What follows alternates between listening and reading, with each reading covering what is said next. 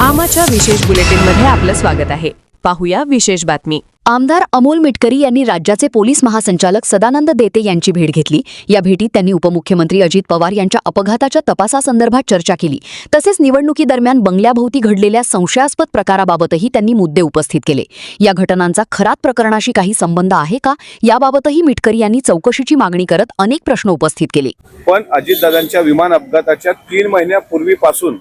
जे काही प्रकार घडले त्यामध्ये काही भोंदूबाबा खरातच्या आश्रमात घडलेले प्रकार, त्यानंतर गोजूबावीच्या परिसरात घडलेले प्रकार, दादांचा काटेवाडीच्या बंगल्याच्या मागच्या साईडला घडलेले प्रकार आणि या सगळ्या प्रकाराच्या अनुषंगाने मी एक पत्र दिले की अजितदादांच्या विमान अपघाताच्या अनुषंगाने अघोरी पूजेचा संदर्भ हा कॅप्टन अशोक खरात भोंदूबाबा जो आहे त्याच्या आश्रमाशी संबंधित आहे का याबाबत चौकशी झाली पाहिजे। त्यांनी तात्काळ तसे निर्देश पण दिले, SIT प्रमुखांना निर्देश दिले, पाषाणला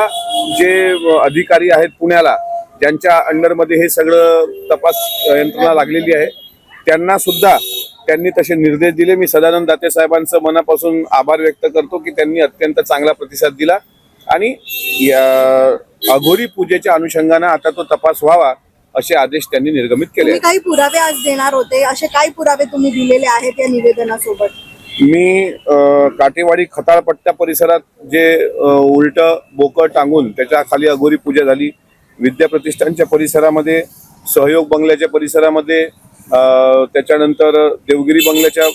भोवती असे जे काही प्रकार मला आढळले त्याचे सगळे फुटेज मी त्यांना दिलेले आहेत आणि आता एक पेन ड्राईव्ह सुद्धा मी लवकरच त्यांना देणार की मला ज्या ज्या काही गोष्टी आढळल्या, फक्त विनंती अशी राहील की तपास करायला आणखी गती यावी, महाराष्ट्राच्या समोर सत्य यावं आणि जर हा अपघात असेल तर तो अपघातच आणि जर तो घातपात असेल आणि त्याच्या मागे जर खरात प्रकरण असेल तर त्या अनुषंगाने त्याची चौकशी व्हावी। मग या अघोरी पूजा संदर्भात त्यांनी जरी आदेश निर्गमित केले असले तरी समिती एक स्पेशल गठीत करण्यासंदर्भात देखील तुम्ही आग्रही राहणार नाही। SIT प्रमुख ज्या सातपुते मॅडम आहेत त्यांना आम्ही हेच सांगितलं का तपास यंत्रणा तुमच्या अध्यक्षतेखाली आहे आणि खरात हा तुम्हीच अटक केलेला आहे, म्हणून त्याची चौकशी करताना तुमचे कोणते भक्त बारामतीमध्ये होते का, त्यांनी हे सगळं घडून आणलंय का, कारण बाहेरच्या लोकांची हिंमत नाही आहे बारामतीमध्ये जाऊन अघोरी पूजा करण्याची, त्यामुळे बारामतीतली काही लोक त्याला सहकार्य करत होती का ह्या अनुषंगाने तपास झाला पाहिजे। आता याच्यामध्ये जर एका महिन्यात फारसा सकारात्मक प्रतिसाद मिळाला नाही तर मग माझं पुढचं पाऊल हे मी त्यावेळेस सांगणार, पण तुर्तास इतकं सांगतो की आता मी सुद्धा अजितदादा न्याय संघर्ष यात्रा याची घोषणा मागे म्हणजे जस्टिस फॉर दादा अशी घोषणा आपल्या सर्वांसमोर केली होती आणि उद्या त्या संदर्भात उद्या किंवा परवा मी माझ्या जिल्ह्याला सविस्तर पत्रकार परिषद घेणार आहे आणि त्याचं स्वरूप कसं असेल, ती यात्रा कशा करता असेल आणि या यात्रेच्या माध्यमातून जनतेसमोर सत्य आणण्याचा किंवा अजितदादा प्रेमी जो कोणी वर्ग आहे, कारण आता मला तपास यंत्रणा जी ढील करतायत या तपासामध्ये, तपास यंत्रणा ज्या पद्धतीनं जो तपास पुढे यायला पाहिजे त्याबाबत स्पष्ट बोलताना दिसत नाही, त्यामुळे आता लोकांमध्ये जाऊनच हा लढावा लागेल असं चित्र मला दिसतंय। तपास यंत्रणेने अत्यंत